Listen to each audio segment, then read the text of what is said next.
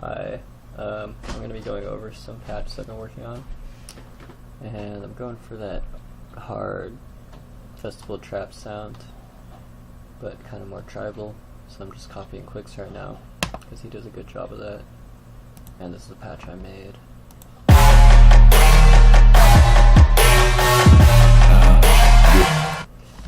Yeah, the key is like making it sound like a kind of like a really electronic wind instrument. And so I started listening to this guy.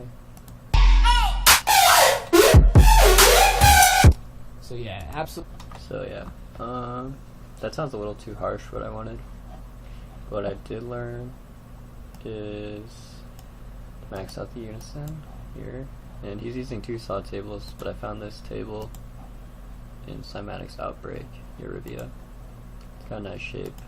Kind of feels like you're blowing on the opening of the instrument, whatever. I don't know. So the detune is moving as the sound evolves. Let's see. The wavetable is moving a little bit. I don't know why, I just always do that. Then the envelope, it's like really short. You can add some release, but the reverb kind of handles that.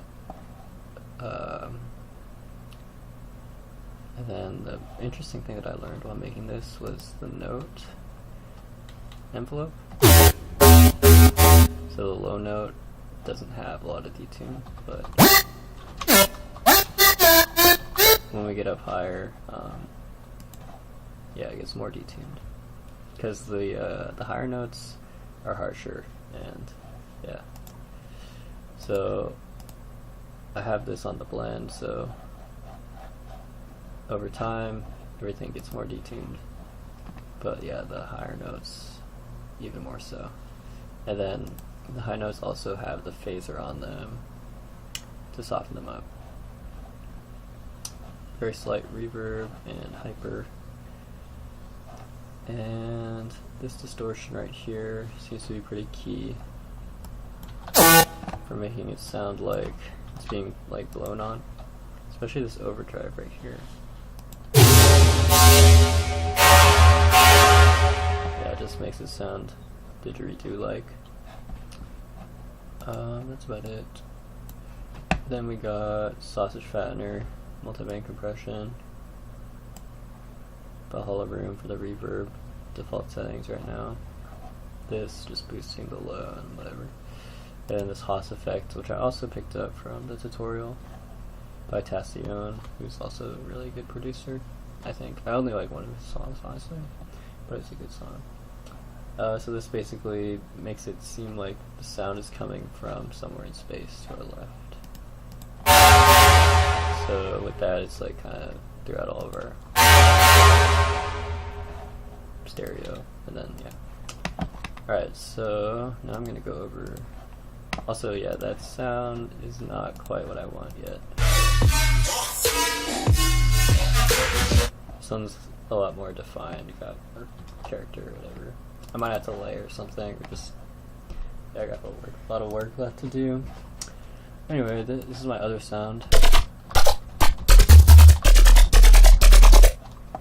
And this one, I modified a Synthferatu patch, I don't know which one, but it sounds a lot different than his patch.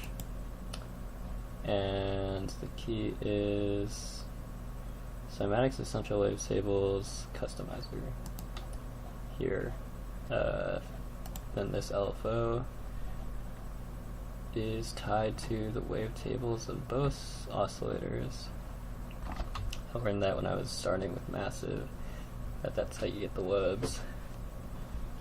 And then there's also the frequency modulation here. So this table is an analog, and the main part is the bend plus warp. Just doing that in the mid frequencies. This might be kind of important. Yeah, making it kind of bubble, so the resonance So this little thing is sweeping here. Meanwhile, the EQ is sweeping that way, or sweeping a different band. And yeah, that's making it bubble. But that bubbleness won't happen unless you have good wavetables for this. I don't know why. Then like very slight reverb. I don't even know if that's on. And the multiband compression, you know, really separates it out from the sub. And that's about it for the song that I use this in, which isn't really a song.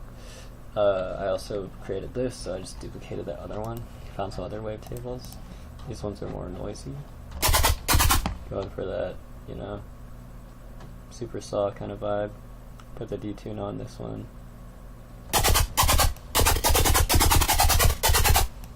I can probably mess with that. But yeah, I basically just put this in the song, I put this one in a different panning, slightly different rhythm, and just play them both at the same time.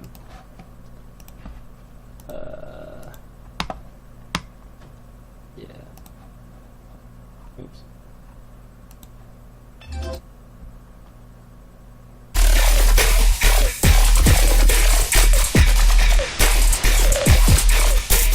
Cool. And then there's also this plugin, which is good for the bassy patch, and it's boosting the harmonics here, so that helps, I guess. Alright, now you can now you know my secrets of being a shitty bedroom producer. And I bought a vape today.